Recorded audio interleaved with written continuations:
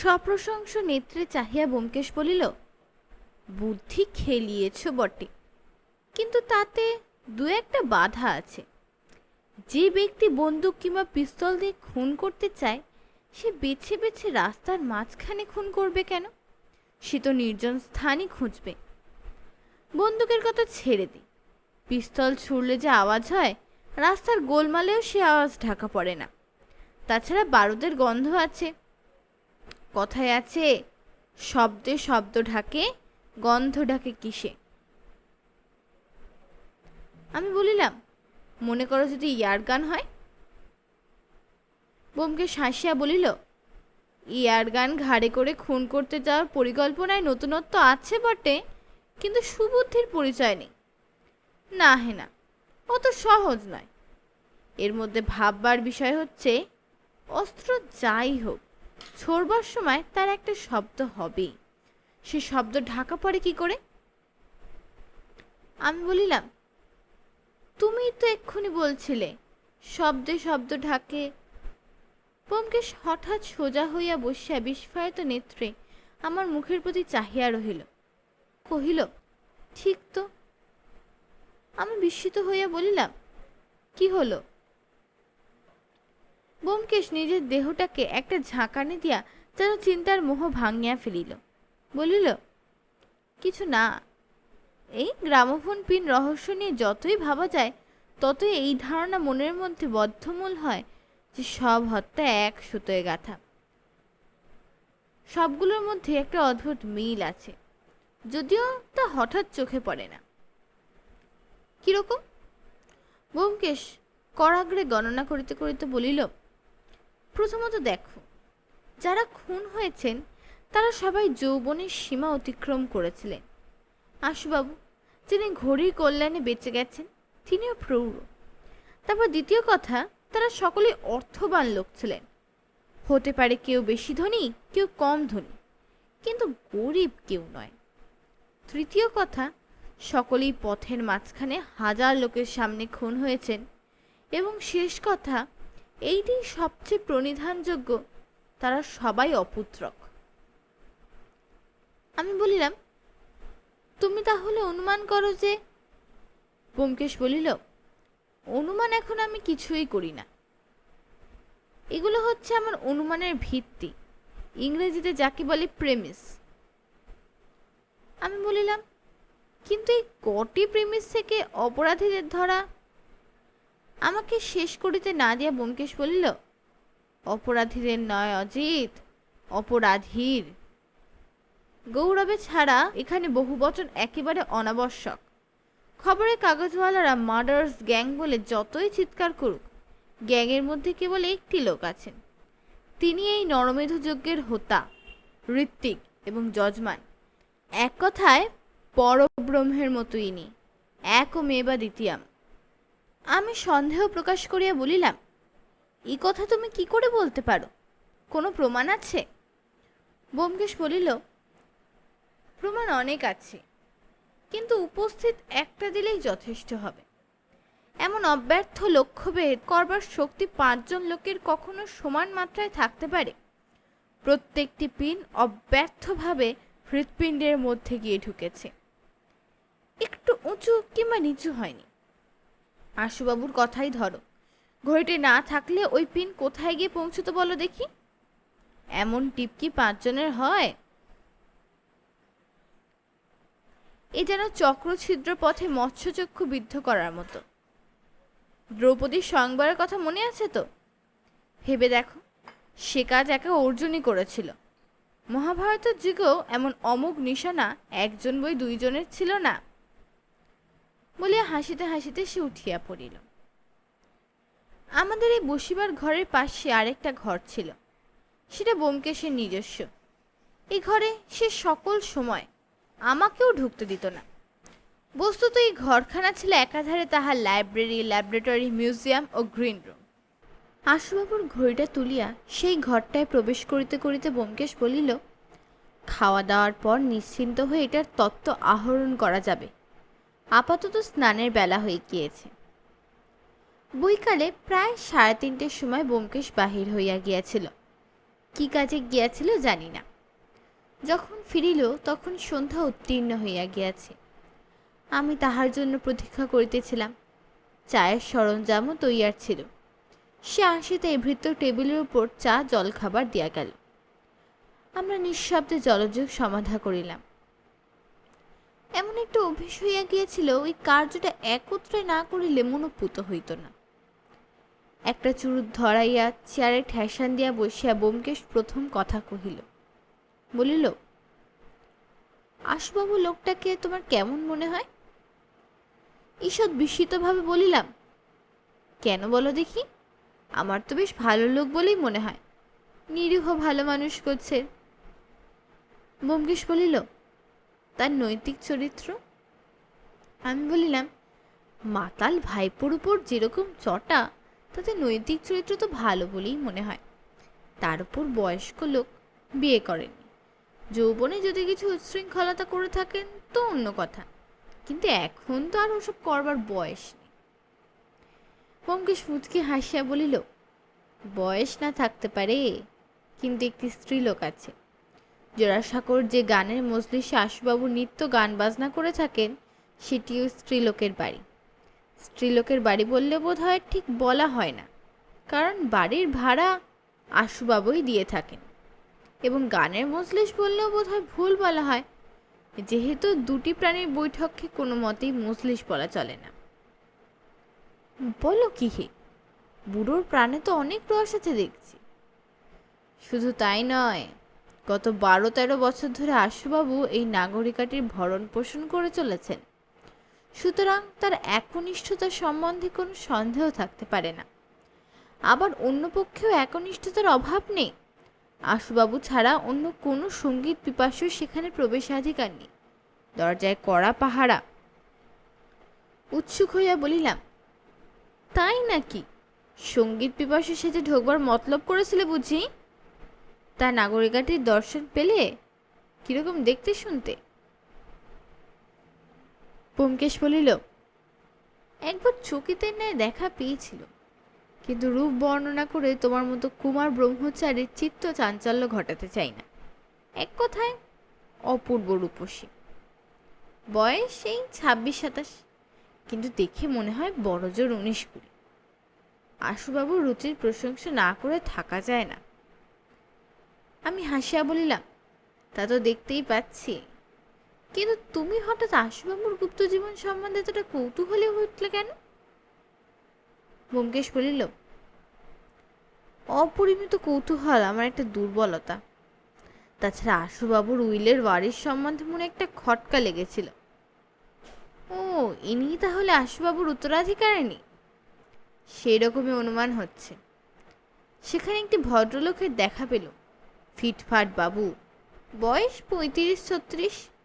দ্রুত বেগে এসে দারোয়ানের হাতে একখানা চিঠি গুঁজে দিয়ে দ্রুত বেগে চলে গেলেন।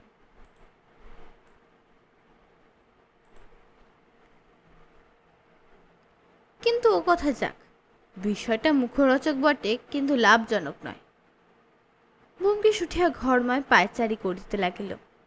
বুঝলাম, অবান্তর আলোচনায় আকৃষ্ট হইয়া পাছে তাহার মন প্রকৃত অনুসন্ধানের পথ হইতে বিক্ষিপ্ত হইয়া পড়ে, পাছে আশুবাবুর জীবনের গোপন ইতিহাস তাহার উপস্থিত বিপদ ও বিপন্মুক্তির সমস্যা অপেক্ষা বড় হইয়া ওঠে। এই ভয় ব্যোমকেশ আলোচনাটা আর বাড়িতে দিল না। এমনই ভাবেই যে মানুষের মন নিজের অজ্ঞাতসারে গৌণ বস্তুকে মুখ্য বস্তু অপেক্ষা প্রধান করিয়া তুলিয়া শেষে লক্ষ্যভ্রষ্ট হইয়া পড়ে, তাহা আমারও অজ্ঞাত ছিল না। আমি তাই জিজ্ঞাসা করিলাম, ঘড়িটা থেকে কিছু পেলে? ব্যোমকেশ বলিল, ঘড়ি থেকে 3টি তত্ত্ব লাভ করেছি। 1, গ্রামোফোন পিনটি সাধারণ এডিসন মার্কা পিন। 2, তার ওজন 2 রতি। 3, আশুবাবুর ঘড়িটা একেবারে গেছে, আর মেরামত হবে না। বলিয়া ব্যোমকেশ মৃদু একটু হাসল। আমি বলিলাম, তার মানে দরকারি তথ্য কিছুই পাওনি? ব্যোমকেশ চেয়ার টানিয়া বসিয়া বলিল, তা বলতে পারি না। প্রথমত বুঝতে পেরেছি যে পিন ছোড়বার সময় হত্যাকারী আর হত ব্যক্তির মধ্যে ব্যবধান 7 থেকে 8 গজের বেশি হবে না। একটা গ্রামোফোন পিন এত হালকা জিনিস যে 7-8 গজের বেশি দূর থেকে ছুড়লে অমন অব্যর্থ লক্ষ্য হতেই পারে না। অথচ হত্যাকারীর টিপ কিরকম অভ্রান্ত সে তো দেখতেই পাচ্ছ।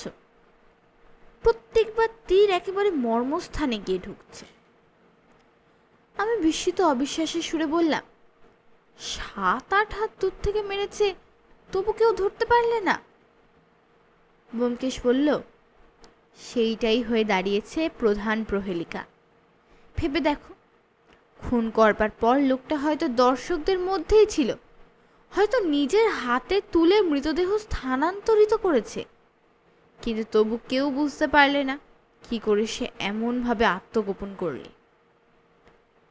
আমি অনেকক্ষণ চিন্তা করিয়া কহিলাম, আচ্ছা, এমন তো হতে পারে হত্যাকারী পকেটের ভিতরে এমন একটা যন্ত্র নিয়ে বেড়ায় যা থেকে গ্রামোফোন পিন ছোড়া যায়।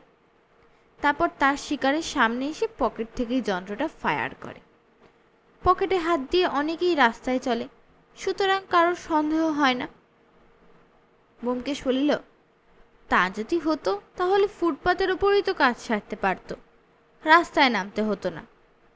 তাছাড়া এমন কোনো যন্ত্র আমার জানা নেই যা নিঃশব্দে ছোড়া যায়, অথচ তার নিক্ষিপ্ত গুলি মানুষের শরীরে ফুটো করে হৃৎপিণ্ডে গিয়ে পৌঁছতে পারে। তাতে কতখানি শক্তির দরকার ভেবে দেখেছ? আমি নিরুত্তর হইয়া রহিলাম। ব্যোমকেশ হাঁটুর উপর কনুই রাখিয়া ও করতলে চিবুক নত করিয়া বহুক্ষণ চুপ করিয়া বসিল। শেষে বলিল, বুঝতে পারছি এর একটা খুব সহজ সমাধান হাতের কাছেই রয়েছে, কিন্তু কিছুই ধরতে পারছি না। যতবারই ধরার চেষ্টা করছে, পাশ কাটিয়ে বেরিয়ে যাচ্ছে। রাত্রিকালে এ বিষয়ে আর কোনোই কথা হইল না। নিদ্রার পূর্ব পর্যন্ত ব্যোমকেশ অন্যমনস্ক ও বিমনা হইয়া রহিল। সমস্যার যে উত্তরটা হাতের কাছে থাকিয়াও তাহার যুক্তির ফাঁদে ধরা দিতেছে না, তাহারই পশ্চাতে তাহার মন যে ব্যাধের মতো ছুটিয়াছে, তাহা বুঝিয়া আমিও তাহার একাগ্র অনুধাবনে বাধা দিলাম না। পরদিন সকালে চিন্তাক্রান্ত মুখে এসে শয্যা ছাড়িয়া উঠিল এবং তাড়াতাড়ি মুখ হাত ধুইয়া এক পেয়ালা চা গলাধকরণ করিয়া বাহির হইয়া গেল। ঘণ্টা তিনেক পর যখন ফিরিল, তখন জিজ্ঞাসা করিলাম, কোথায় গিয়েছিলে? ব্যোমকেশ সুতার ফিতে খুলিতে খুলিতে অন্যমনে বলিল, উকিলের বাড়ি। তাহাকে আনমনা দেখিয়া আমি আর প্রশ্ন করিলাম না। অপরাহ্নের দিকে তাহাকে কিছু প্রফুল্ল দেখিলাম। সমস্ত দুপুর সে নিজের ঘরে দ্বার বন্ধ করিয়া কাজ করিতেছিল। একবার টেলিফোনে কাহার সহিত কথা কহিল, শুনিতে পাহিলাম। প্রায় 4:30 সময় সে দরজা খুলিয়া গলা বাড়াইয়া বলিল, ওহে, কাল কি ঠিক হয়েছিল ভুলে গেলে? পথের কাঁটার প্রত্যক্ষ প্রমাণ দেওয়ার সময় যে উপস্থিত। সত্যই পথের কাঁটার কথা একেবারে ভুলিয়া গিয়াছিলাম। ব্যোমকেশ হাসিয়া বলিল, এসো এসো, তোমার একটু সাজসজ্জা করে দিই, এমনি গেলে তো চলবে না না। আমি তাহার ঘরে প্রবেশ করিয়া বলিলাম, চলবে না কেন?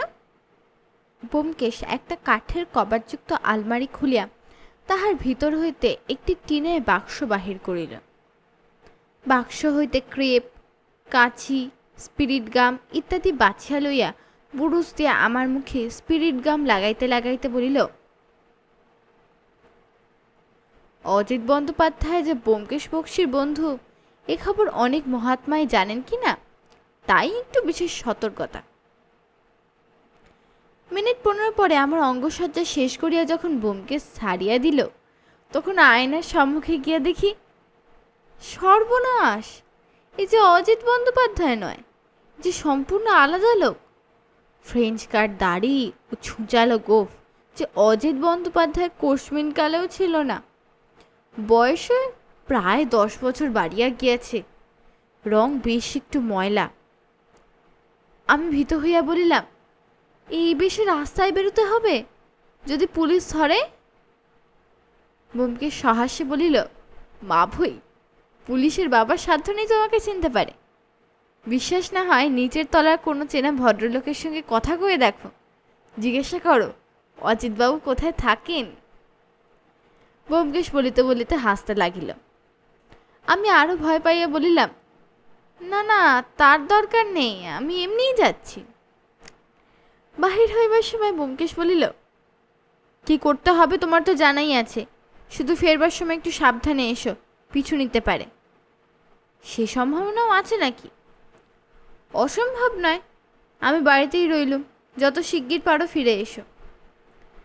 পথে বাহির হইয়া প্রথমটা ভারী অস্বস্তি হইতে লাগিল। ক্রমে যখন দেখিলাম আমার ছদ্মবেশ কাহারও দৃষ্টি আকর্ষণ করিতেছে না, তখন খানিকটা নিশ্চিন্ত হইলাম। একটু সাহসও হইল। মোড়ে একটা দোকানে আমি নিয়মিত পান খাইতাম। খোট্টা পানওয়ালা আমাকে দেখলেই সেলাম করত। সেখানে গিয়ে সদর্পে পান চাহিলাম। লোকটা নির্বিকার চিত্তে পান দিয়া পয়সা কুড়াইয়া লহিল। আমার পানে ভালো করে দৃকপাতও করলে না। 5টা বাজিয়া গিয়াছিল, সুতরাং আর বিলম্ব করা যুক্তিযুক্ত নয় বুঝিয়া ট্রামে চড়িলাম। এসপ্ল্যানেটে নামিয়া বেড়াইতে বেড়াইতে সংকেত স্থানে উপস্থিত হইলাম। মনের অবস্থা যদিও ঠিক অভিসারিকার মতো নহে, তবু বেশ একটু কৌতুক ও উত্তেজনা অনুভব করতে লাগিলাম। কৌতুক কিন্তু বেশিক্ষণ স্থায়ী হইল না। যে পথে জনস্রোত জলস্রোতের মতোই ছুটিয়া চলে, সে পথে স্থানুর মতো দাঁড়িয়ে থাকা খুব একটা সুবিধার নহে। 2-4 কনুয়ে গোতা নির্বিকারভাবে হজম করিলাম। অকারণে সঙ্গের মতো ল্যাম্পোস্ট ধরিয়া দাঁড়াইয়া থাকার অন্য বিপদও আছে। চৌমাথার উপর একটা সার্জেন্ট দাঁড়াইয়াছিল। সে সপ্রশ্নভাবে আমার দিকে 2-3 বার দৃষ্টি নিক্ষেপ করিল। এখনই হয়তো আসিয়া জিজ্ঞাসা করিবে কেন দাঁড়াইয়া আছি। কি করি? ফুটপাতের ধারেই হোয়াইটওয়েল লেডসের দোকানের একটি প্রকাণ্ড কাঁচ ঢাকা জানলায় নানাবিধ বিলাতি পণ্য সাজানো ছিল। সেই দিকে মুগ্ধ দৃষ্টিতে তাকাইয়া রহিলাম। মনে ভাবিলাম, পাড়াগে ভূত মনে করে ক্ষতি নাই, গাট কাটা ভাবিয়া হাত করা না পড়ায়। ঘড়িতে দেখিলাম 5:50। কোনো ক্রমে আর 10 মিনিট কাটাইতে পারিলে বাঁচা যায়। অধীরভাবে অপেক্ষা করিতে লাগিলাম। মনটা নিজের পাঞ্জাবির পকেটের মধ্যে পড়িয়া রহিল। 2-একবার পকেটে হাত দিয়াও দেখিলাম, কিন্তু সেখানে নতুন কিছুই হাতে পেলাম না। অবশেষে 6টা বাজিতেই একটা আরামের নিঃশ্বাস ফেলিয়া ল্যাম্পপোস্ট পরিত্যাগ করিলাম। পকেট দুটো ভালো করিয়া পরীক্ষা করিলাম, চিঠিপত্র কিছুই নাই। নিরাশার সঙ্গে সঙ্গে একটা সমৎসর আনন্দও হইতে লাগিল। যাক, ব্যোমকেশের অনুমান যে অভ্রান্ত নহে, তাহার একটা দৃষ্টান্ত পাওয়া গিয়াছে। এইবার তাহাকে বেশ একটু খোঁচা দিতে হইবে। এইরূপ নানা কথা ভাবিতে ভাবিতে এসপ্ল্যানেটের ড্রাম ডিপোতে আসিয়া পড়িলাম। ছবি লিবেন বাবু? কানের অত্যন্ত নিকটে শব্দ শুনিয়া চমকিয়া ফিরিয়া দেখি লুঙ্গি পরা নিজ শ্রেণীর একজন মুসলমান একখানা খাম আমার হাতে গুজিয়া দিতেছে। বিস্মিতভাবে খুলিতেই একখানা কুৎসিত ছবি বাহির হইয়া গেল। এরূপ ছবির ব্যবসা কলিকাতায় রাস্তাঘাটে চলে জানিতাম, তাই ঘৃণা ভরে সেটা ফেরত দিতে গিয়া দেখি লোকটা নাই। সম্মুখে পশ্চাতে চারিদিকে চক্ষু ফিরাইলাম, কিন্তু ভিড়ের মধ্যে সেই লুঙ্গি পরা লোকটাকে কোথাও দেখিতে পাইলাম না। অবাক হইয়া কি করিব ভাবিতেছি, এমন সময় একটি ছোট্ট হাসির মতো শব্দে চমকিয়া দেখিলাম একজন বৃদ্ধ গোছের ফিরিঙ্গি লোক আমার পাশে দাঁড়াইয়া আছে। আমার দিকে না তাকাইয়াই তিনি পরিষ্কার বাংলায় একান্ত পরিচিত কণ্ঠে বলিলেন, চিঠি তো পেয়ে গেছো দেখছি, এবার বাড়ি যাও, একটু ঘুরে যেও। এখান থেকে ট্রামে বউবাজারের মোড় পর্যন্ত যেও, সেখান থেকে বাসে করে হাওড়ার মোড় পর্যন্ত, তারপর ট্যাক্সিতে করে বাড়ি যাবে।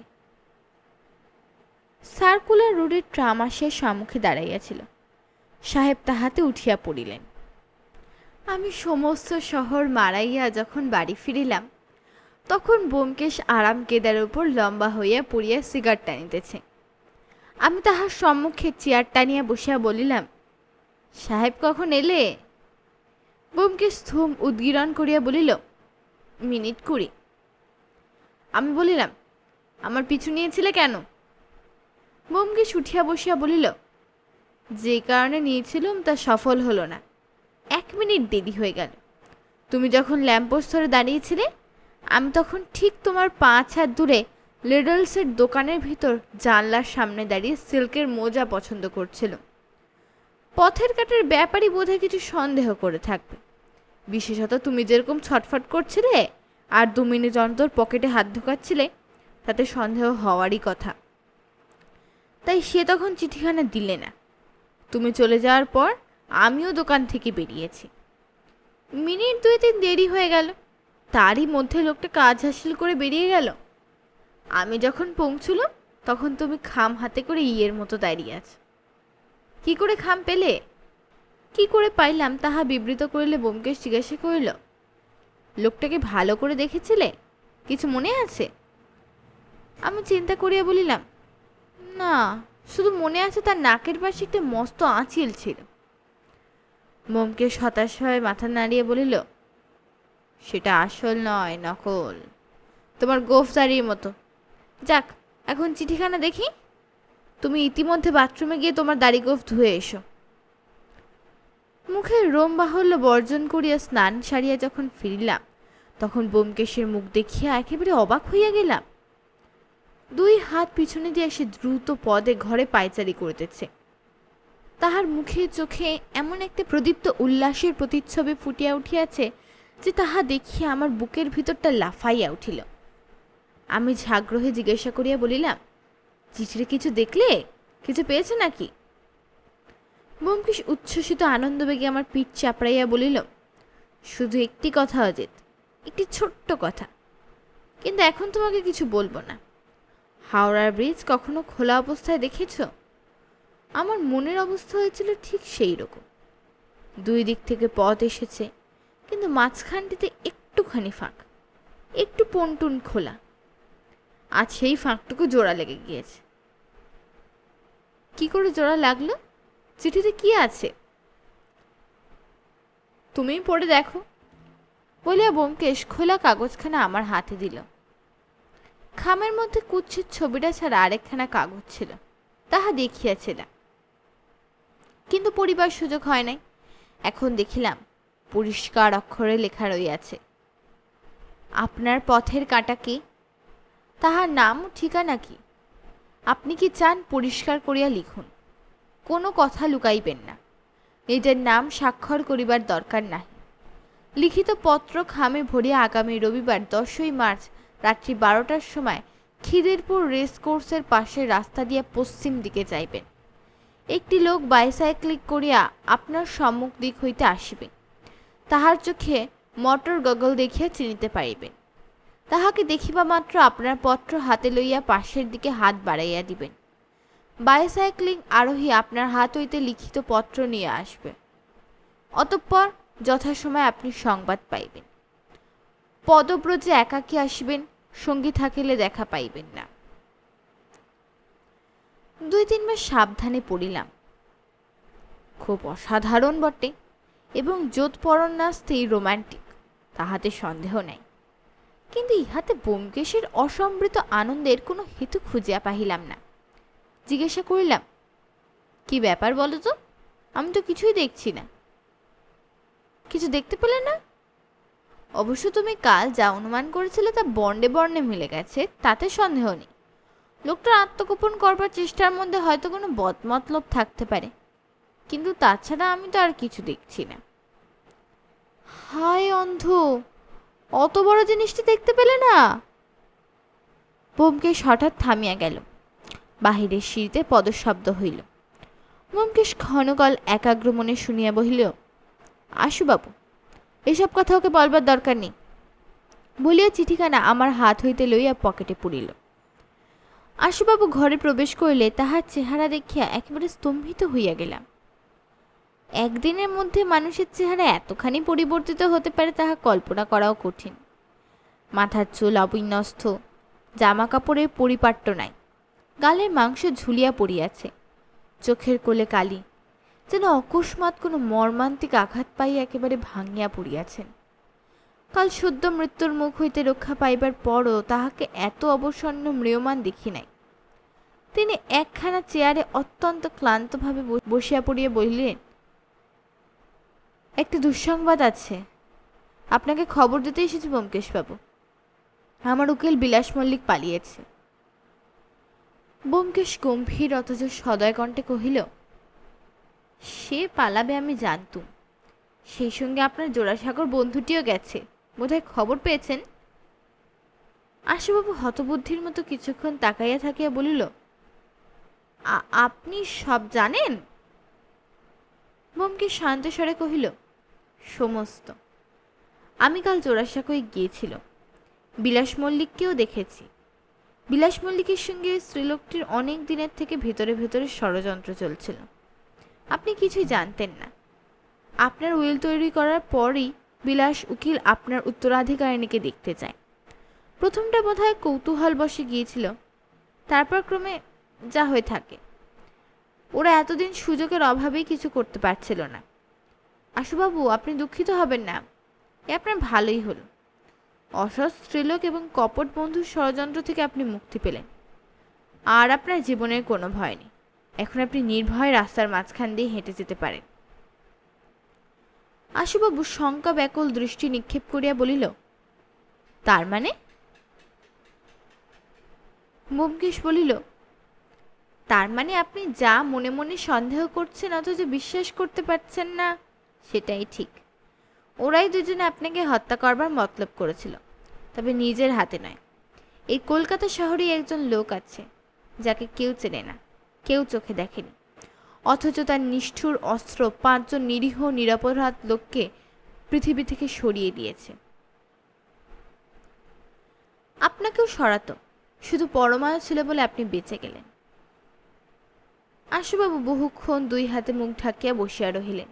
শেষে দীর্ঘ নিঃশ্বাস ফেলিয়া ধীরে ধীরে বলিলেন, বুড়ো বয়সে সক্রত পাপের প্রায়শ্চিত্ত করছি, কাউকে দোষ দেওয়ার নেই। 38 বছর বয়স পর্যন্ত আমি নিষ্কলঙ্ক জীবন যাপন করেছিলাম, তারপর হঠাৎ পদস্খলন হয়ে গেল। একদিন দেওঘরে তপবন দেখতে গিয়েছিলাম, সেখানে একটি অপূর্ব সুন্দর মেয়েকে দেখে আত্মহারা হয়ে গেলাম। বিবাহে আমার চিরদিনের অরুচি, কিন্তু তাকে বিবাহ করবার জন্য একেবারে পাগল হয়ে উঠলাম। শেষে একদিন জানতে পারলাম সে বেশ্যার মেয়ে। বিবাহ হলো না, কিন্তু তাকে ছাড়তেও পারলাম না। কলকাতায় এনে বাড়ি ভাড়া করে রাখলাম। সেই থেকে 12-13 বছর ধরে স্ত্রীর মতোই দেখিয়ে এসেছি। তাকে সমস্ত সম্পত্তি লিখে দিয়েছিল। সেটা আপনি জানেন। ভাবতাম সেও আমাকে স্বামীর মতো ভালোবাসে, শ্রদ্ধা করে, কোনোদিন সন্দেহ হয়নি। বুঝতে পারিনি যে পাপের রক্তে যার জন্ম সে কখনো সাধবী হতে পারে না। যাক, বুড়ো বয়সে যে শিক্ষা পেলাম হয়তো পরজন্মে কাজে লাগবে। কিছুক্ষণ নীরব থাকিয়া ভগ্নস্বরে জিজ্ঞাসা করিলেন, ওরা কোথায় গিয়েছে আপনি জানেন? ব্যোমকেশ বলিল, না, সে জেনেও কোনো লাভ নেই। নিয়তি তাদের যে পথে টেনে নিয়ে যাচ্ছে সে পথে আপনি যেতে পারবেন না। আশুবাবু, আপনার অপরাধ সমাজের কাছে হয়তো নিন্দিত হবে, কিন্তু আমি আপনাকে চিরদিন শ্রদ্ধা করব জানবেন। মনের দিক থেকে আপনি খাঁটি আছেন। কাদা ঘেটেও আপনি নির্মল থাকতে পেরেছেন, এইটিই আপনার সবচেয়ে বড় প্রশংসার কথা। এখন আপনার খুবই আঘাত লেগেছে, এরকম বিশ্বাসঘাতকতার কার না লাগে, কিন্তু ক্রমে বুঝবেন এই চিষ্ঠ আপনার কিছু করতে পারত না।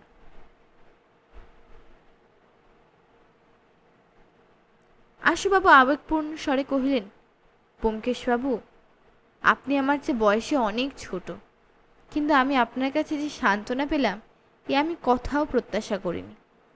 নিজের লজ্জাকর পাপের ফল যে ভোগ করে তাকে কেউ সহানুভূতি দেখায় না, তাই তার প্রায়শ্চিত্ত এত ভয়ঙ্কর। আপনার সহানুভূতি পেয়ে আমি অর্ধেক বোঝা হালকা করে ফেললাম। আর বেশি কি বলবো, চিরদিনের জন্য আপনার কাছে ঋণী হয়ে রইলাম। আশুবাবু বিদায় লইবার পর তাহার অদ্ভুত ট্র্যাজেডির ছায়ায় মনটা আচ্ছন্ন হয়ে গেল। শয়নের পূর্বে ব্যোমকেশকে একটা প্রশ্ন জিজ্ঞাসা করিলাম, আশুবাবুকে খুন করবার চেষ্টার পিছনে যে বিলাস উকিল আর ওই স্ত্রীলোকটা আছে এ কথা তুমি জানলে কবে? ব্যোমকেশ কড়িকাঠ হইতে চক্ষু নামাইয়া বলিল, কাল বিকেলে। তবে পলাইবার আগে ধরতে পারলে না কেন? ধরলে কোনো লাভ হতো না, তাদের অপরাধ কোনো আদালতে প্রমাণিত হতো না। কিন্তু তাদের কাছ থেকে আসল হত্যাকারী গ্রামোফোন পিনের আসামির সন্ধান পাওয়া যেতে পারত। ব্যোমকেশ মুখ টিপিয়া হাসিয়া বলিল, তা যদি সম্ভব হইত তাহলে আমি নিজে তাদের তাড়াইবার চেষ্টা করতুম না। তুমি তাদের তাড়িয়েছ? হ্যাঁ, আশুবাবু দৈবক্রমে বেঁচে যাওয়াতে তারা উড়ু উড়ু করছিল। আমি আজ সকালে বিলাস উকিলের বাড়ি গিয়ে ইশারা ইঙ্গিতে বুঝিয়ে দিলুম যে আমি অনেক কথাই জানি, যদি এই বেলা সরে না পড়েন তো হাতে দড়ি পড়বে। বিলাস উকিল ভারী বুদ্ধিমান লোক, সন্ধ্যের গাড়িতেই বমাল সমেত নিরুদ্দেশ হলেন। কিন্তু তাতে তাড়িয়ে তোমার লাভ কি হলো? ব্যোমকেশ একটা হাই তুলিয়া উঠিয়া দাঁড়াইয়া বলিল, লাভ এমন কিছু নয়, কেবল একটু দুষ্টের দমন করা গেল। বিলাস উকিল শুধু হাতে নিরুদ্দেশ হবার লোক নন, মক্কেলের টাকা কড়ি যা তার কাছে ছিল সমস্তই সঙ্গে নিয়েছিলেন, এবং এতক্ষণে বোধ করি বর্ধমানের পুলিশ তাকে হাজতে পড়েছে। আগে থাকতেই তারা খবর জানতো কি না? যা হোক, বিলাসচন্দ্রের 2 বছর সাজা কেউ ঠেকাতে পারবে না, যদিও ফাঁসি তার হওয়া উচিত। তবু তা যখন উপস্থিত দেওয়া যাচ্ছে না, তখন 2 বছরই বা মন্দ কি?